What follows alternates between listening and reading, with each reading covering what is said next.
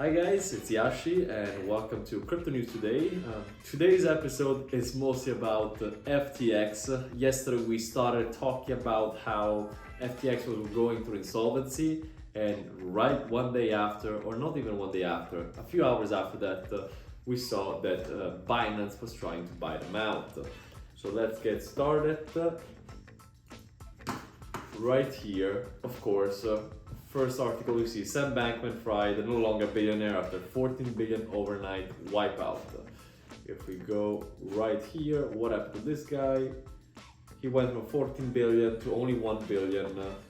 Binance CEO announced on Tuesday that he inked a provisional agreement to acquire FTX after concern mounted about the Bahamas-based exchange apparent insolvency.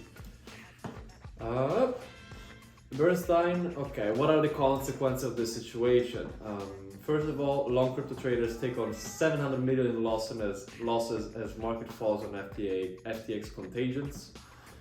Yesterday, FTX lost 70% of its value. Will it recover it? We don't know. However, we know that Binance may come in to save them all. Binance signed only an LOI, letter of intent, but they didn't actually move anything yet.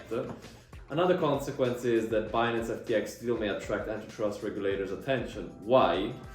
If we go now on Crypto News Today, if you look at how things happened, this is why antitrust could come in, because it was a really, let's say, poisonous and venomous move, but also very smart by Binance. Basically, on November 2nd, CoinDesk reported that it had gained access to Alameda Research balance sheet.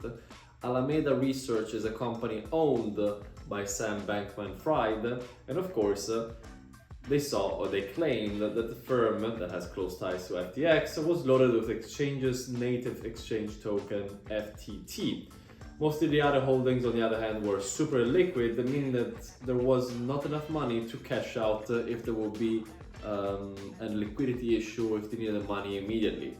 Subsequently, Binance CEO Changpeng Zhao announced that the exchange, Binance Exchange, which held 23 million FTX tokens worth about 529 million at the time, had decided to liquidate all the remaining FTT on its books.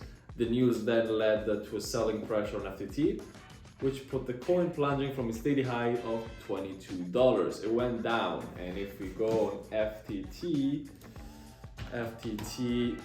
coin market cap, we can see that the token went from $22 yesterday, $20 yesterday, all the way to just $4 in one day. That's how much pressure simply a pair of news created. Then after that, there was a little bit of buying pressure very quickly when Binance released information that they would collaborate and that FTT asked for help. Did FTT ask for help, or did Binance kind of plan the whole thing out? That is a real question. Fact is, Binance came in and they're buying everything, if they're buying everything, but they said they're gonna buy everything at a discount. What are the other consequences we saw?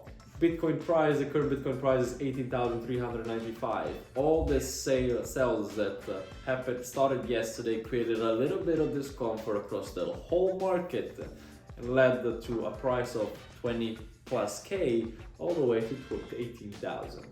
It's still the most relevant coin, and Ethereum was affected a lot too by all this. Now, on to some different news. Since this one is pretty much the main article that you see throughout all the main news website. Coinbase experiences network connection issues amid market turbulence. Kraken says connectivity issues. The huge pressure we saw from FTT created pressure across other cryptos. We saw with Bitcoin and Ethereum, and the huge volume created pressures, network pressures for Coinbase and Kraken, and these are the major players. Now, that is actually a bad thing because it means that with high volume, these companies are not able to sustain full utilization. Both confirmed that utilization was still okay, it simply was slow. I don't know, I didn't actually experience any problems. I was playing around with the app yesterday. However, some people did. Something a little different, Japanese mobile firm NTT plans to invest $4 billion in Web 3.0 technology. Find out why. NTT Docomo is putting 600 billion yen, so $4 billion in Web 3.0 infrastructure. They joined forces with multi-chain smart contract platform Astar Network. We mentioned this a few days ago.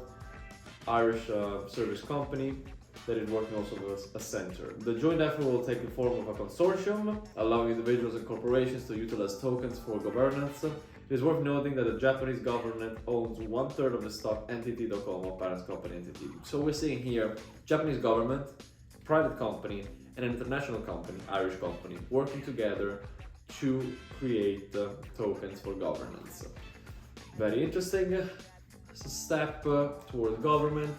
And now to Cointelegraph. Again, Cointelegraph, we saw information about Binance, price fluctuations, nothing too major, nothing too different. But I found two articles that go a little deeper into other things, like Stefan Berger explains the reasons behind the delay of Mika voting.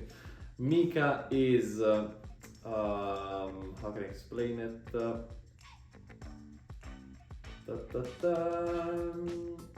Marketing crypto assets is basically a meeting that would have happened this year about cryptocurrencies in Europe. They moved it to later on in February 2023, mostly because of problems with wording. When you're starting to talk about law in crypto, one thing you need to do is to bring everything to everybody to the same level. In terms especially of wording, people need to understand what the words are, what the things are, what the technologies are, and need to have a good idea about everything. And that's one of the key reasons, apparently according to the people involved, on why they moved the meeting towards February 2023.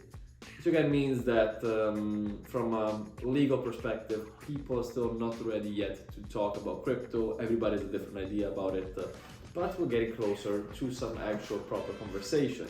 Of course, the article also mentioned how America is well behind for the same exact reasons, since they started talking just about stable coins, and there was already some, let's say, interpretation problems on that side too.